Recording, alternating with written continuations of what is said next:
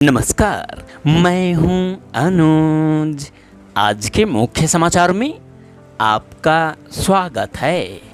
5 दशक में पहली बार लोकसभा अध्यक्ष के लिए होगा मतदान। 5 दशक में पहली बार लोकसभा अध्यक्ष के लिए मतदान होगा। अंतिम समय तक सहमति बनाने की कोशिशों के विफल होने के बाद सत्ता पक्ष की ओर से ओम बिरला और विपक्ष की ओर से के सुरेश के नामांकन दाखिल किए गए।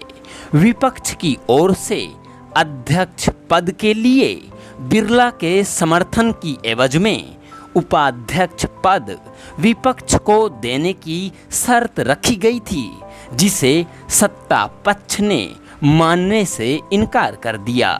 इसके चलते अब बुधवार सुबह 11 बजे नए लोकसभा अध्यक्ष के लिए चुनाव होगा। इसके पहले 1976 और 1952 में लोकसभा अध्यक्ष के लिए मतदान हुआ था।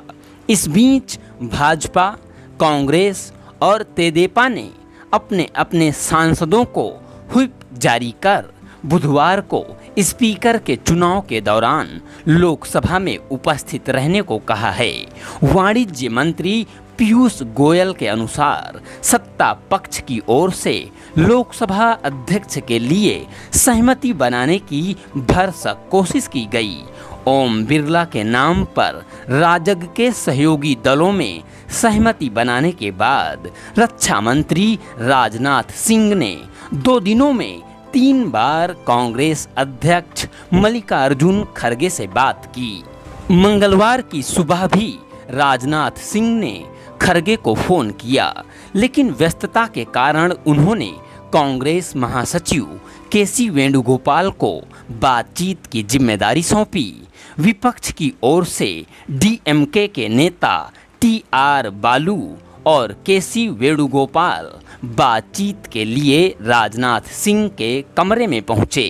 राजनाथ के अलावा गृह मंत्री अमित शाह और भाजपा अध्यक्ष जेपी नड्डा ने भी बालू और वेणुगोपाल को ओम बिरला के नाम पर बनाने की कोशिश की, लेकिन विपक्षी नेताओं ने साफ कर दिया कि उपाध्यक्ष का पद विपक्ष को देने की परंपरा रही है, इसीलिए वह लोकसभा अध्यक्ष के लिए समर्थन के एवज में सत्ता पक्ष उपाध्यक्ष पद विपक्ष को देने की गारंटी दे।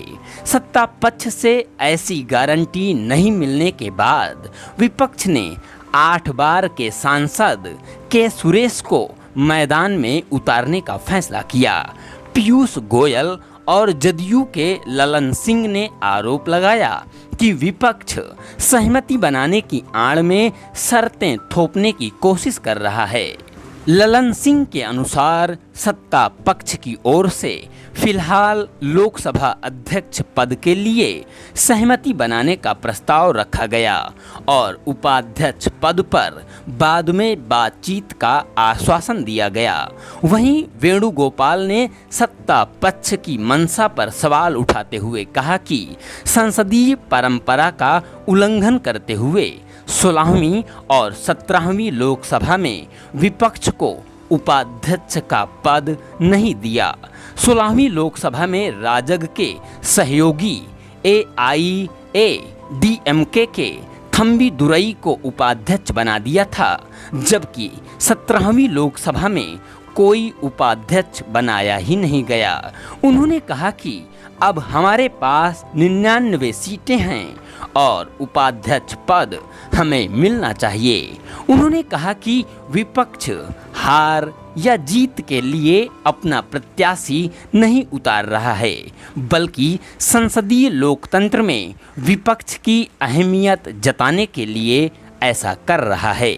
इससे पूर्व ओम बिरला के पक्ष में प्रधानमंत्री नरेंद्र मोदी, शाह, नड्डा के साथ ही जदयू, तेदेपा, लोजपा और जेडीएस की ओर से नामांकन यानी नोटिस फॉर मोशन के 10 सेट दाखिल किए गए। वहीं के सुरेश के पक्ष में 3 सेट दाखिल किए गए। सुरेश को INDIA प्रत्याशी घोषित करने पर टीएमसी नाराज। टीएमसी ने बिना सलाह मशविरे के सुरेश को INDIA का उम्मीदवार घोषित किए जाने पर नाराजगी जताई है। पार्टी सांसद अभिषेक बनर्जी ने कहा कि इस पद के लिए INDIA के संयुक्त उम्मीदवार के रूप में कांग्रेस के सुरेश को मैदान में उतारने के बारे में हमारी पार्टी से सलाह नहीं ली गई। किसी से हमने संपर्क नहीं किया और किसी ने ना हमसे संपर्क किया है। दुर्भाग्य से यह एक तरफा फैसला है। उन्होंने कहा कि सुरेश का समर्थन करने के बारे में पार्टी प्रमुख ममता बनर्जी फैसला लेंगी। वैसे अब देखने वाली बात होगी कि मतदान के समय टीएमसी क्या रुख अख्तियार करती है। संख्या बल के अनुसार ओम बिरला का लगातार दूसरी बार लोकसभा अध्यक्ष बनना तय माना जा रहा है। विपक्ष की ओर से मत विभाजन की मांग की स्थिति में पेपर स्लिप का इस्तेमाल किया जाएगा, क्योंकि नई लोकसभा में इलेक्ट्रॉनिक प्रणाली अभी चालू नहीं है। सदस्यों को अभी उनकी सीटें आवंटित करने की प्रक्रिया चल रही है। राहुल होंगे लोकसभा में नेता विपक्ष। कांग्रेस की राजनीतिक वापसी के नायक के रूप में उभरे पार्टी के वरिष्ठ नेता राहुल गांधी 18वीं लोकसभा में विपक्ष के नेता होंगे। कांग्रेस संसदीय दल की अध्यक्ष सोनिया गांधी ने नई लोकसभा में राहुल गांधी को पार्टी संसदीय दल का नेता नामित करते हुए प्रोटेम स्पीकर भर्तृहरि महताब को इसका पत्र भेज दिया है। इस निर्णय के जरिए कांग्रेस ने सत्ता सियासत में अपने नेतृत्व के चेहरे को लेकर लंबे अरसे से उठाए जा रहे सवालों और दुविधाओं का भी पटाक्षेप कर दिया है। लोकसभा में नेता विपक्ष के संवैधानिक पद के लिए नए कद के बाद विपक्षी गठबंधन INDIA के दलों के लिए भी अब कांग्रेस में राहुल गांधी के नेतृत्व को लेकर किसी तरह के किंतु परंतु की गुंजाइश नहीं रहेगी।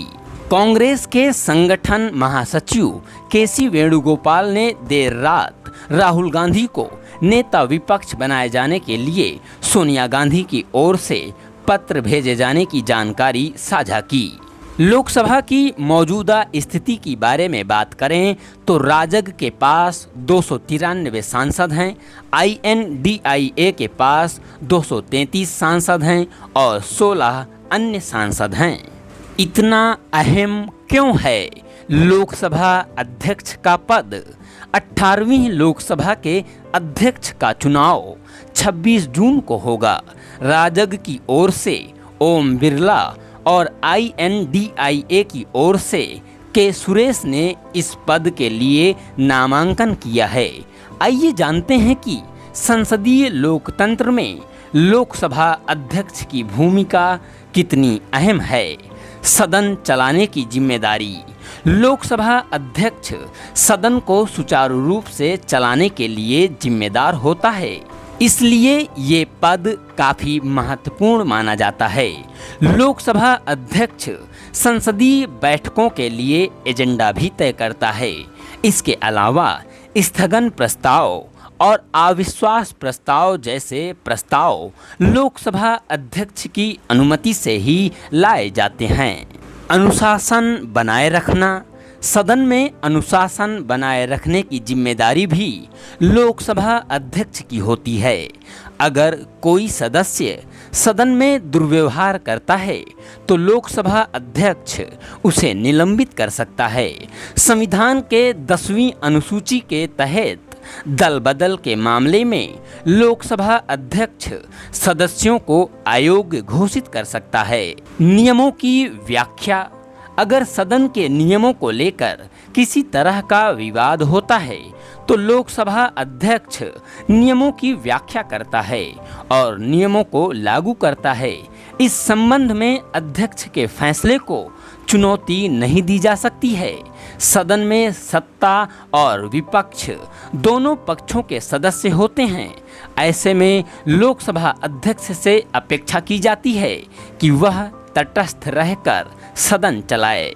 तीसरी बार होगा लोकसभा अध्यक्ष का चुनाव। भारत के संसदीय इतिहास में लोकसभा अध्यक्ष का चुनाव तीसरी बार होगा। इससे पहले 1952 और 1976 में लोकसभा अध्यक्ष का चुनाव हो चुका है। 1952 जीवी मावलंकर बनाम शंकर शांताराम मोरे। पहले आम चुनाव के बाद प्रधानमंत्री जवाहरलाल नेहरू ने जीवी मावलंकर को लोकसभा अध्यक्ष बनाए जाने का प्रस्ताव किया, लेकिन सहमति नहीं बनी।